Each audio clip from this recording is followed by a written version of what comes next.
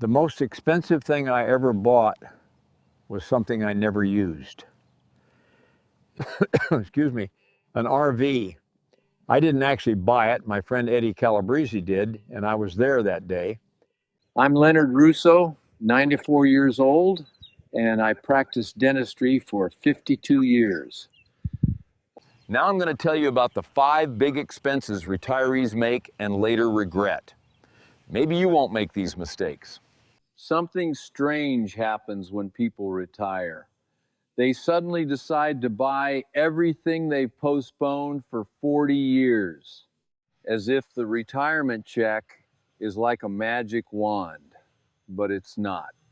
Everything is still money, and money runs out. Eddie retired in 2007. He'd worked at the phone company for 33 years, got a nice pension, and in his first month, he bought an $85,000 38-foot Winnebago. He said to me, "Leonard, now I have time. Sandra and I are going to travel the country. We're going to Alaska. We'll be free." You know what actually happened? He used it 7 times the first year. The RV cost $85,000, storage was $240 a month, insurance was $3,800 a year. First year, he spent $94,000 total, $13,000 per trip. Second year, he used it 3 times because Sandra realized she didn't like it. Third year, he didn't use it at all. In 2012, he sold it for $32,000. Total loss over $70,000. And you know what the strangest part is? Eddie's best vacation came after that RV. In 2013, he and Sandra flew to Ireland, stayed at small bed and breakfasts. Total cost $6,500. Eddie said to me, "Leonard, if I'd done this from the start, I would have saved $70,000 and visited 10 countries. Second mistake, second home. My dental clinic assistant, Joyce Patterson, and her husband, Doug, bought a villa in Arizona in 2005. Winter home, they said. $245,000 plus furniture plus plane tickets every time. First 2 years were great. Then Joyce's mother got sick. They couldn't leave Minnesota. But the Arizona house was sitting there. $18,000 a year in fixed costs you pay even if you don't go. They sold it in 2011. Over 6 years, $108,000 in expenses. Doug said, "Leonard, if we'd rented a house in Arizona every year, it would have been cheaper and we wouldn't have been tied down." Third mistake, luxury car. My patient Frank DeLuca retired in 1999 and immediately bought a red Cadillac Eldorado, $48,000. Frank drove that car for 2 years. Then his knees got worse. Getting in and out became difficult. In 2004, he had to sell it for $19,000, $29,000 loss. Frank said to me, "Leonard, I wish I'd rented that car for a weekend. On the first day, I would have realized it didn't work with my knees." Fourth mistake, constantly giving money to your kids. My patient Donna Ricci retired in 2001 with $140,000 in savings.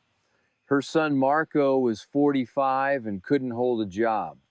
From 2001 to 2008, Donna gave Marco $97,000 for rent, car repairs, starting businesses, credit card debt.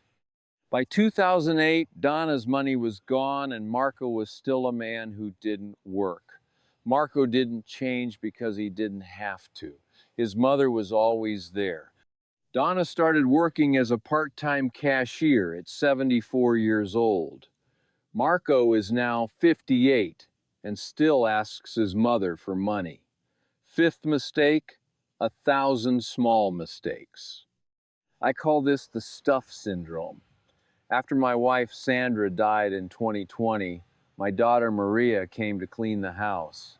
A bread machine still in the box, a fish grill I never used.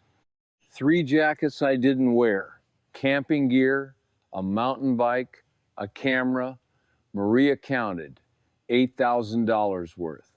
I was happy when I bought each one. The happiness lasted 15 minutes.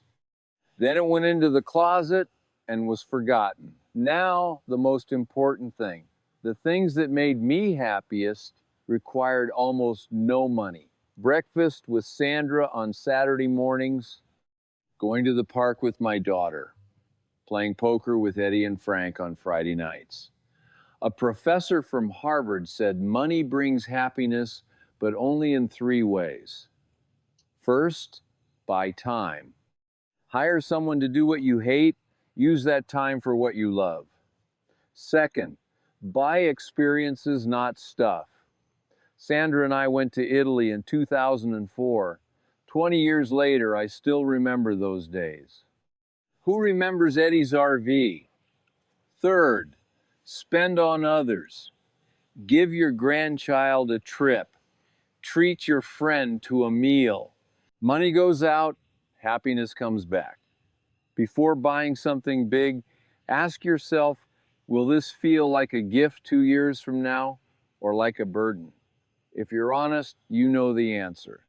Eddie's RV is someone else's problem now. My bread machine is in the trash. But the pasta I ate with Elena in Florence is still on my palate. That evening, tomato sauce got on Elena's face and I didn't tell her because she looked so happy. That's the real treasure. A plate of pasta and a woman's smile. You can't buy that at a dealership. If you have a similar story, if you also made a big mistake in retirement and regret it, please share it with me in the description below. Maybe your story will save someone else from making the same mistake. Maybe your regret will be someone else's wake-up call. Thank you for watching this video. I'm grateful that you tolerated a 94-year-old man preaching to you. If what I shared here touched you, leave a comment and share your thoughts. And if you want to hear more honest conversations like this, hit that subscribe button. Because I'm still here, still breathing, and I have more stories to tell. But for now, go and don't buy that RV. You heard it from me.